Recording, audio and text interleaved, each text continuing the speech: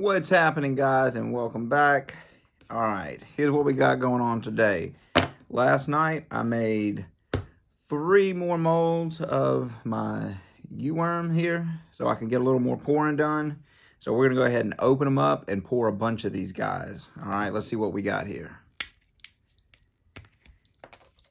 And I did not use a clay mold or lure that I made. I just took some of my existing lures and used those to, uh-oh. Looks like we got a little bit of uncured silicone here. That's not good. Let's check it out and see what's going on. Oh man. Oh man, this is not good. This is not good at all. For some reason, I don't know, it didn't cure around the worm. All right, let's go ahead and open up the rest of these and see. I'm expecting the same results because this was all in one batch.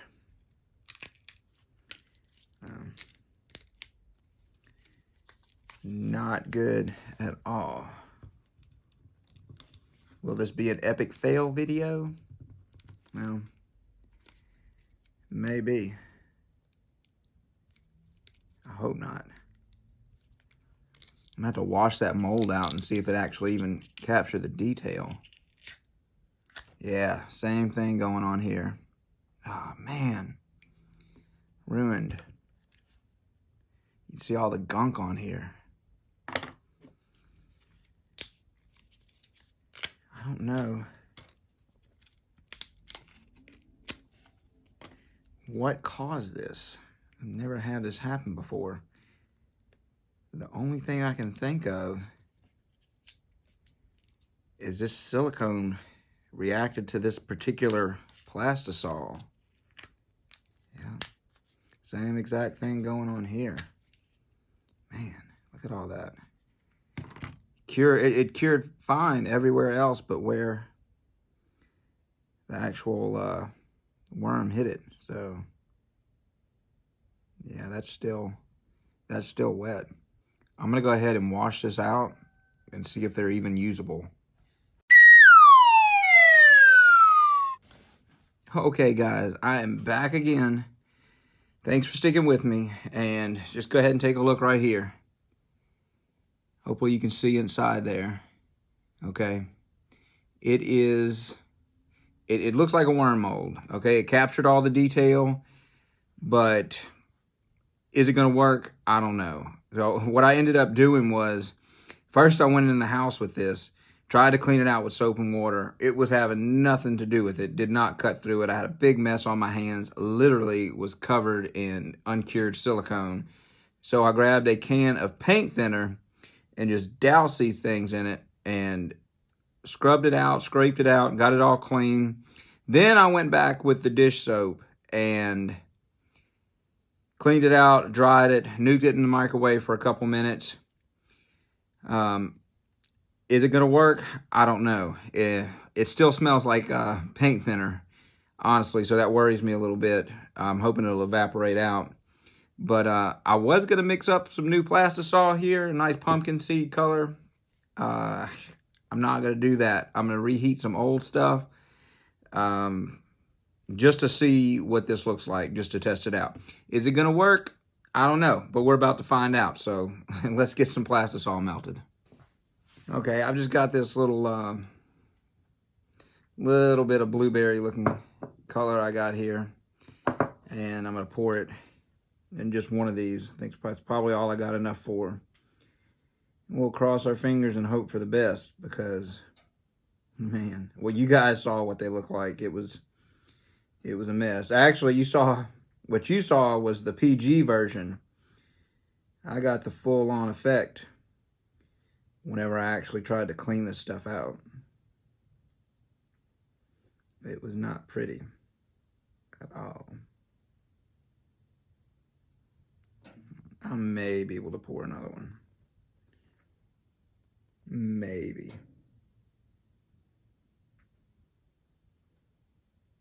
Maybe this will pull out some of the acetone. That's my biggest worry right now. I don't want any kind of funky scents in here. That's going to repel fish. We want them to eat our lure. All right. So 2 worm molds right there. And that's it for this guy. And I'll probably throw this away because I just don't know what it's going to be like. And you know I mixed it right. I know I mixed it right because the rest of the mold came out fine. This is the jar I mixed it in. This is the plug that I pulled out of it. There's no tacky spots in it. So the only thing that it could have been, I don't need that in here. The only thing it could have been was the Plastisol. It had some kind of reaction with that particular Plastisol. You see in my last video, we made a mold doing the same thing and they came out perfect. Like I said, I've never had this happen before. It might just be that particular Plastisol that I used that it reacted with this silicone. So lesson learned on that one. Don't use Luracraft 570 to try to copy with this silicone mold. It is not going to turn out. So let's let these guys cool off and we'll pull them out, check them out, smell them, and just see what they look like. Well, I've gone ahead and demolded these, and as you can see, they came out. All right, but I don't know if you can even tell the difference right here. You see how much bigger this worm is now? I mean, it's like noticeably bigger. Both of them are. And I even looking at these molds, I was like, you know, this looks a little larger than my other molds that I use. And I mean, you could definitely tell a size difference between these. So, and this is a little flat. I didn't pour it all the way, and I did that on purpose. It would have been even bigger than this. So it actually almost doubled the girth of this thing, really. Will it still catch fish? My guess would be yes. But I don't know how I feel about that. Yeah, so what I'm going to do is I'm just going to let these sit for days and see what happens to them. See if that paint thinner smell goes away. I don't smell it on these. I smell them. They smell like freshly heated Plastisol. So maybe it's not going to be in there, but yeah, these are just going to sit here. It's really odd though that the worm, and this is an actual worm that I made the mold out of. Cleaned it off, and you can see it didn't swell, but the mold did somehow. So we'll let that sit, and I don't know, but we're not going to pour any more lures in this today. So we'll go ahead and switch gears. You might can see in the side here, I got some new glitter, and I don't know. We'll try some of these matrix shad. We'll make some of those, and it won't be a total waste. So we'll still have a video out of it, and then maybe we'll have a follow-up video on these guys if it's even worth it. So let me go ahead and get some color mixed up, and we'll pour some of these. All right, guys, I just got this clear mixed up, and what we're gonna do is I've got some of this long strand glitter, and I'm gonna use copper and gold. We'll pour some of that in there. We're gonna make a clear looking, okay. And that's gonna be all the color that we got. Copper and gold, long strand glitter.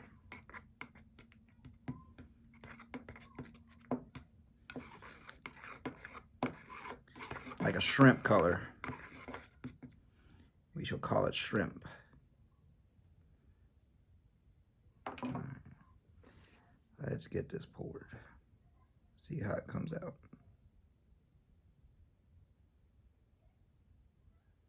And I can tell you right now, it is not hot enough. So I'm not even gonna pour the rest of this mold. And we'll pour it back in here and we'll reheat it. Okay, let's see. I don't know how many times we messed up today. Let's see if we can get this one right. I hope we can. I really like this color.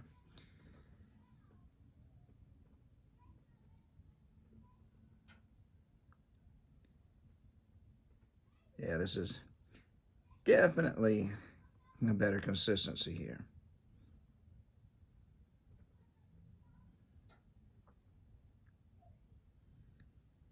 Yeah, that's gonna come out nice. Man, it looks just like a shrimp.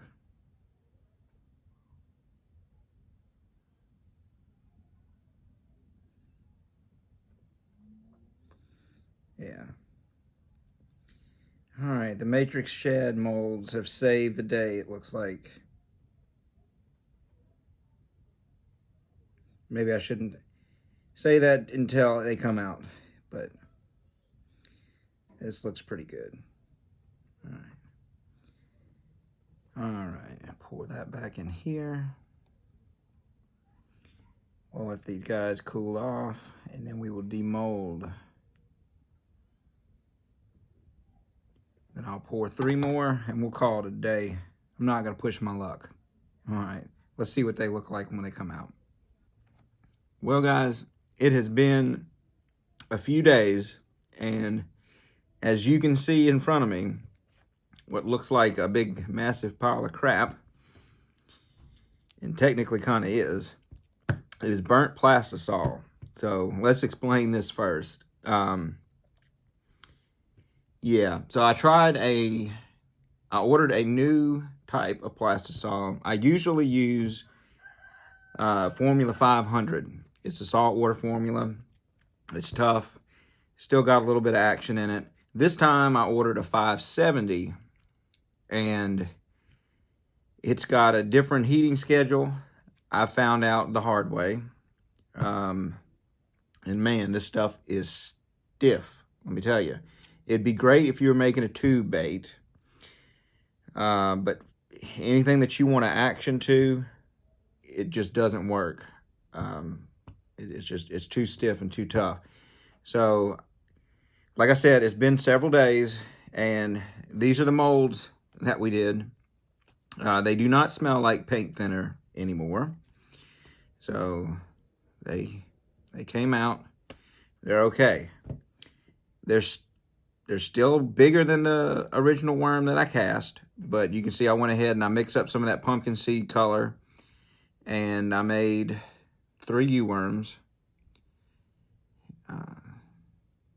I don't know how it's gonna work though, because like I said, it is stiff. So when I hang this lure here, it's still, I mean, I don't know. I'm gonna have to test these. I'm gonna test these out before I pour any more. But really, the action from this lure comes from this shape and using a hard Plastisol. So when it comes to the water, it spirals, and that spiral, when you look at it, it looks like it's wiggling, and it's just, man, it's killer for bass. It's pretty much the only thing I fish with now. It's so good. But like I said, that's with that 570 Plastisol. So further testing in the water on these before I make any more with that particular Plastisol. And if it works, fine, I'll use it for it. But it's going to work really great for these little 2 3/4 inch little minnows, little darting minnows that I use to saltwater fish with. And I made this little opaque, put just a tad of white in there, and a whole bunch of gold glitter on it. And so these will work. The 570 will work for these. That's great. And the matrix shad that I made out of it, it's just, like I said, it's too stiff. The tail the tail actually stays out straight like this on the matrix shad, so it's not going to work at all on those. It is just too tough of a plastic. But I will tell you one thing, this lure is going to last forever as hard as it is. But yeah, this. And I'll just tell you, the heating schedule that I usually use didn't work at all.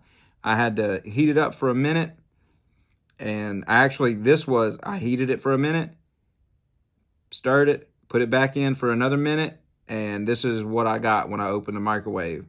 Yeah. So, I actually messed up one other batch too. I got it right here in front of me. Not quite as bad as this, but after this, I figured it out. I could heat it for a minute, stir it, and then I just heat it in 25-second intervals after that until I got the right consistency. And it all came out good. It all came out in the wash, I guess. So my epic fail, I guess you could say I turned it around. The molds turned out okay. They're a little bit outsized, but I don't think that's really, I don't know how that happened. It's weird, some kind of freak chemical thing between the Plastisol and the silicone for the mold messed that up. But all the details came out. Like I said, 570 Plastisol, very stiff. I'm going to test these out and see how it works in the U-worms. But for now, it's just strictly going to be for making these. So I've got a whole bunch of Plastisol that I'm not really going to use a lot. So that means I need to put in an order and get some more 500. But I've been wanting to try the, I think the Dead On Plastics or one of the other Plastisols I wanted to try. But that's really going to do it for this video, guys.